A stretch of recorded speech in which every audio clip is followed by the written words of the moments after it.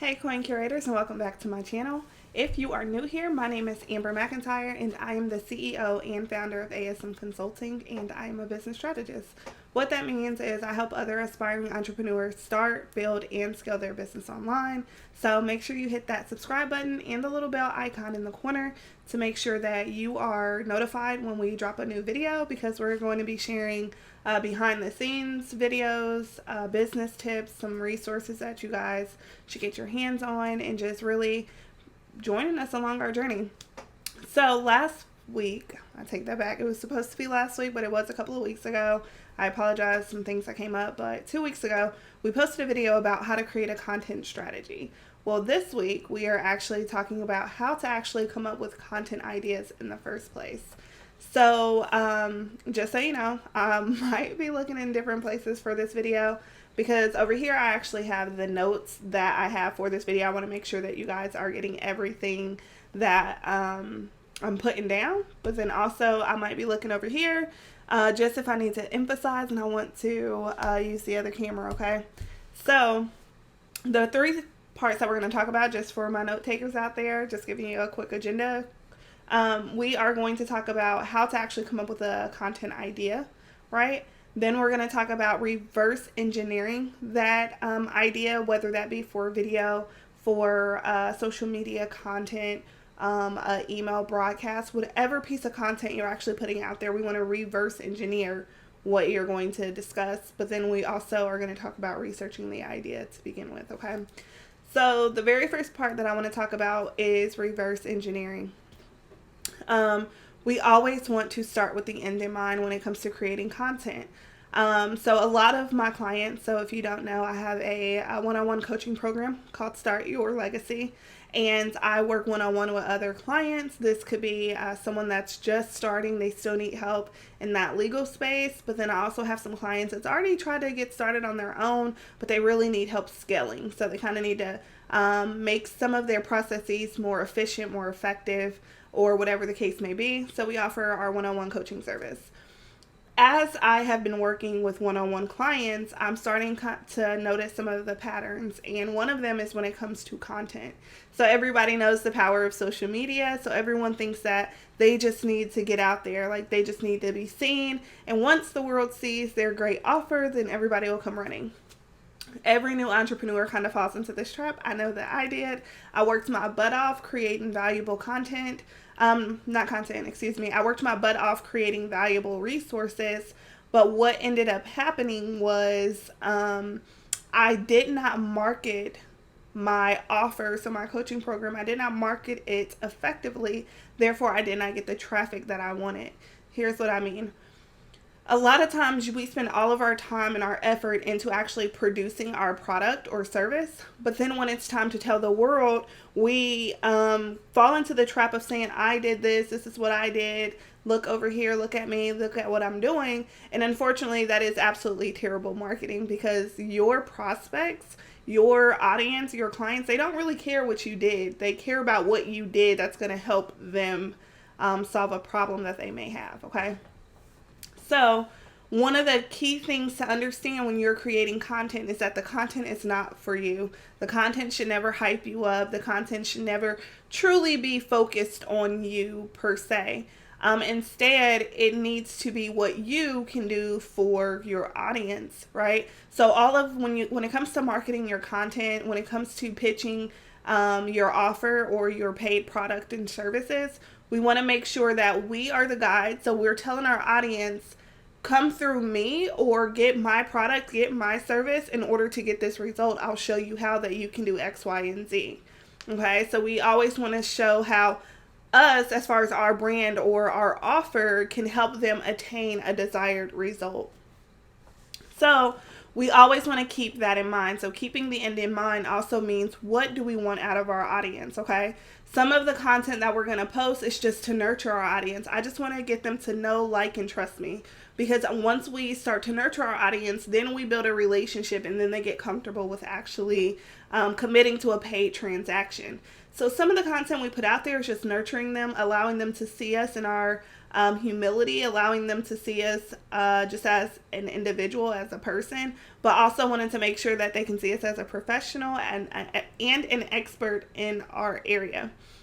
Now, there's other content that you'll put out there that's specifically for sales, right? So some people want to refer to them as ads, but pretty much what I consider a sales content is when you have a strong call to action. Okay, so most of the content you put out there should have a call to action, but some of the call to action could be leave a comment in the description. That's more of a nurturing thing. You want to get your audience to be engaging. Other, like a sales piece of content, have a stronger call to action where it's click the link in my bio or click the link below and book your free discovery call. That's more of a sales type of pitch. I'm asking them to commit to something a little bit more time consuming, or where I'm actually going to get something out of them. Okay. So we always want to start with the end in mind. So one, understanding what we actually want our prospects, our audience, our clients, what we want them to do after they have consumed the piece of content. What emotion are we trying to trigger? What do we want them to think, right? So it's also important, just to highlight, really knowing your ideal audience is important when it comes to creating content, because you want to make sure that you're using the jargon that they are going to receive. You're using examples that will resonate with them. So just really, really understanding who you're talking to and what their pain points are, as well as what their desires are, will make your content even better. So always reverse engineer your content, understand what you want them to do at the end, what emotions you want them to feel. Make sure that you aren't hyping yourself up, and instead that you are talking about what you can do for them or creating this space of connection with them. So if you are talking about yourself, still make sure that you spin it in a way so I understand you, right? So for me, for aspiring entrepreneurs, I know how scary it is to start and to be able to go through imposter syndrome and to really have the doubt and the fears of, can I do this? So if I talk about that moment from my journey, I'm always going to bring it back to I can relate to my audience because I was there too. Okay. So that's number one, is to reverse engineer the video outcome or our content outcome. Pretty much we are literally writing down what we want the result and the purpose and the mission of this video to be. When it comes to researching your idea, right? A lot of people, so search engine optimization, SEO, a lot of people don't actually do this step prior to their video. They'll come up with the idea, topic, and then they'll create content, and then they'll try to make that content searchable. And honestly, this is the opposite way that you should be doing it. Instead, what happens is you come up with a content idea, but before you push record, you should actually research that idea.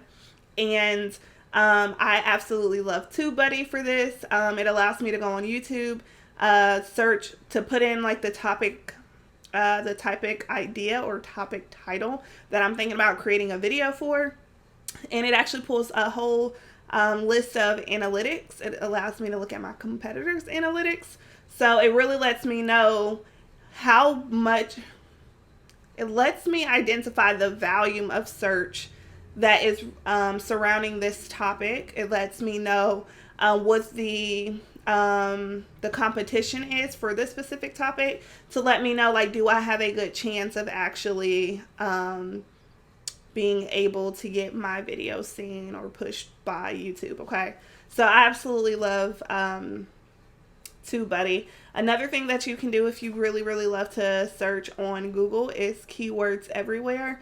Both of these are Chrome extensions, but I absolutely love both of them because, you know, data never lies. So you definitely want to make sure that you are researching your topic idea prior to pushing record. And this is so important in a lot of different areas, whether it be you creating a video or creating an actual product. You do not want to create something that nobody wants. That's just wasting your time and money.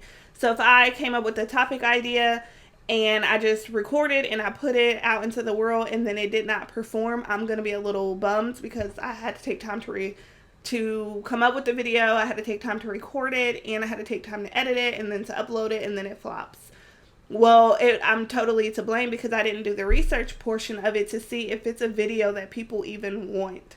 And that's very important to see if people are actually in the need of the content that you're trying to put out there, okay? So, one, research, research, research. So far we talked about step one was to start with the end in mind. So, reverse engineering our idea or our video idea or content, whatever you are putting out there. So, just to keep it easy, reverse engineer your content. Start with the end in mind. Start with your call to action. Identify what emotion and feeling you want them to feel. What thoughts are you trying to put into their head when they're reading your content? Second, you're going to actually research this content to see if it's even searchable. Like, are people actually searching this? Do people actually want to consume this type of content? Okay. The third thing I wanted to talk to you about in this video is actually how to come up with the ideas, okay? So a lot of people, it's like, okay, I know what to do once I have an idea, but how do I even come up with the idea?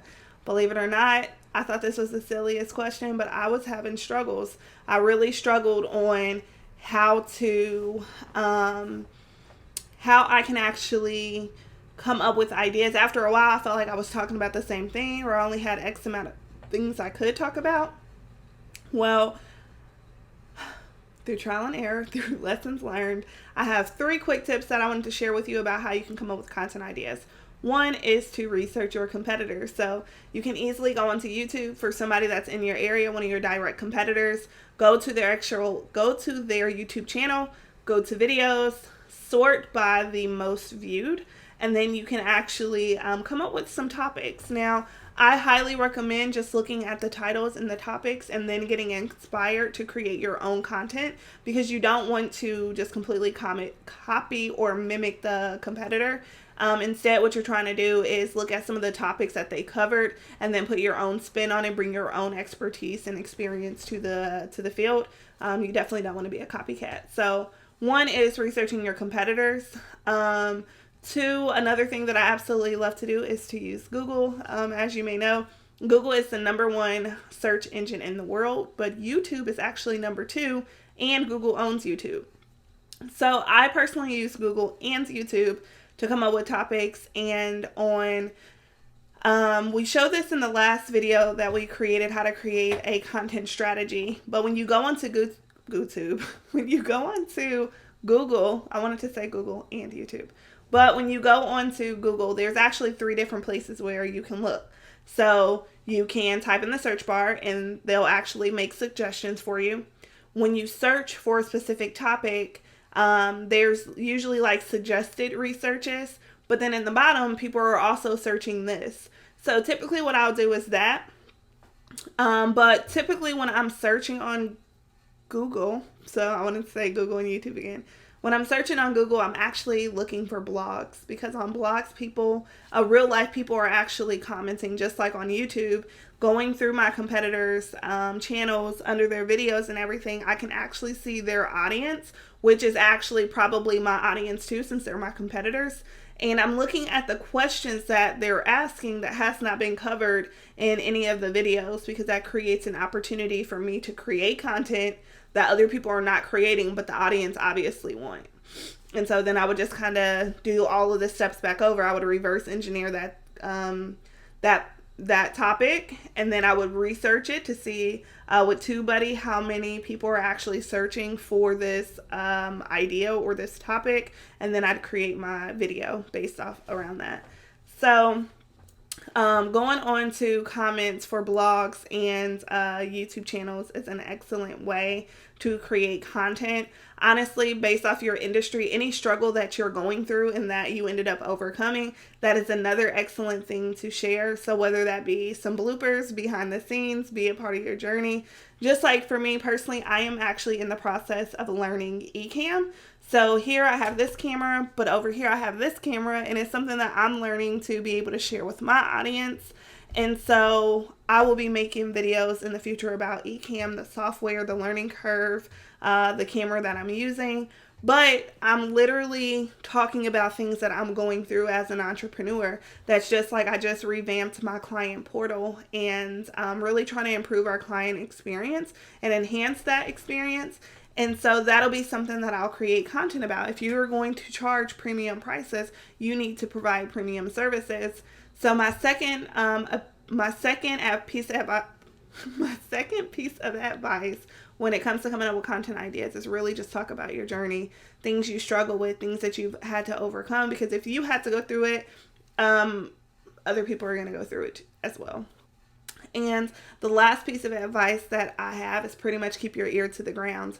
You'll get better at this as you kind of develop into your business, into being an entrepreneur. You'll kind of develop some entrepreneurial senses. But keeping your ear to the ground, what I mean by that is just always be on the lookout for advice, criticism. A lot of people don't like criticism, but it really can be your friend. It's pretty much people saying what they don't like. And typically when people tell me what they don't like about me, what I'll do first is I'll listen and see if I can validate what they're saying. If they say that this part of my business sucks, and then I go and I look at my metrics and I go and I review that part of the business and it truly sucks, then thank you for pointing that out for me. It's something I needed to improve on. But if my data says otherwise, my clients say otherwise, and it's like, okay, thank you for your opinion, but, have a nice day. Carry on. So keeping your ear to the ground, Facebook groups, they are absolutely wonderful for this. People kind of go in a Facebook group asking for suggestions, asking questions about different struggles that they may have. So going and joining Facebook group where your audience is hanging out at, or that they are a member of, that's another way that you can come up with some content ideas. Actually, I'm going to throw another tip out there. Taking polls on social media. Ask your audience what content they want you to cover. Do they want you to talk about tech stuff? Do they want you to talk about your journey? Do they want you to talk about ways to improve something? But taking polls, you can do polls on Facebook, Instagram, I believe on Snapchat. I'm pretty sure probably most social media platforms at this point has it. So I would highly recommend doing that as well. So I really hope this video helped you as far as different ways that you can kind of come up with some content ideas. Again, if you really need to put together a content strategy, make sure you check out my other video. I'll add it in the description of this video. Make sure you check that out. I highly recommend watching that first before you watch this. Well, technically, if you made it through this video, you've already watched it. But I recommend going to watch that video and then watching this one again, because that should put you off to a really good place to actually start making content specifically for your audience, okay? All right, you guys. I appreciate you for watching this video. Again, make sure you subscribe and hit the bell icon so that you are notified of the upcoming videos. They're going to be really, really good. We're going to cover some tech stuff. We're going to cover some behind the scenes. I'm going to let you guys see some of the stuff I do with my clients. So make sure you subscribe. All right, I'll catch you next time. Bye.